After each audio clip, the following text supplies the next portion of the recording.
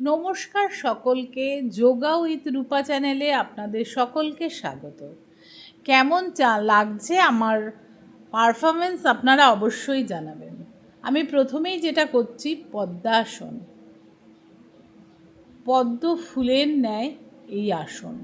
দুটো হাতকে ওপরে তুলে দিয়ে সারা বডি স্ট্রেচ করে জোরে ব্রিথ নেবেন আর ধীরে ধীরে ছাড়বেন।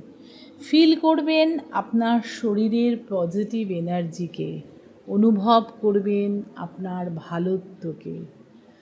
মাথাকে নিচে নামাচ্ছি, ব্লাড আমার মাথায় চলে আসছে।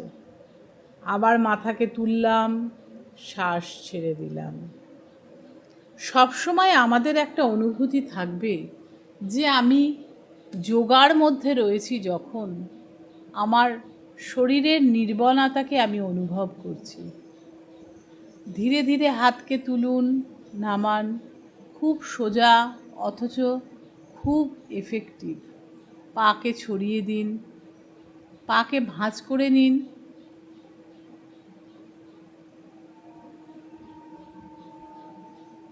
কোমরকে বেন্ড করুন।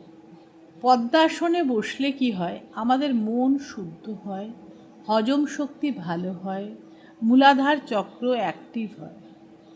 শ্বাসকে নিয়ে আমি পেছনে বেন্ডিং করব, মেরুদণ্ডকে ঘোরাবো। পাকে ছড়িয়ে দিয়ে আমি জানুশিরা আসন করছি। এটাকে শিব সংগীতায় সিদ্ধাসনও বলা হয়। এই আসনের এতটাই উপকারিতা, অনেক আসন না করেও এই আসনটি অ্যাপ্রোপ্রিয়েটভাবে করলে অনেক রোগী নির্মূল হয়। বিপরীত পায়ে অবশ্যই করবেন এবং আরও ভালোভাবে শ্বাস নিয়ে করবার চেষ্টা করবেন।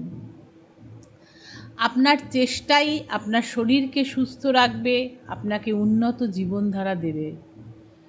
পাকে একটু ফাঁক করে হাত দুটো দিয়ে শরীরকে বেন্ড করছি। এটাকে বলে স্থিতিকোণা আসন। যাদের পেটে অতিরিক্ত মেদ, তারা তো প্রথমে পারবেই না করতে। ধীরে ধীরে করলে মেদ সরে যাবে, কোমর ফ্লেক্সিবল হবে। বক্রাসন, বক্রাসন ভীষণ উপকার সুগারের জন্য। পেটকে পুরো মোচড় দিতে হয়। পেটকে মোচড় দিলে পেটের যাবতীয় অর্গ্যান যেগুলো আছে, হরমোনাল গ্রন্থিগুলো অ্যাক্টিভ হয়ে ওঠে। অ্যাড্রিনাল যে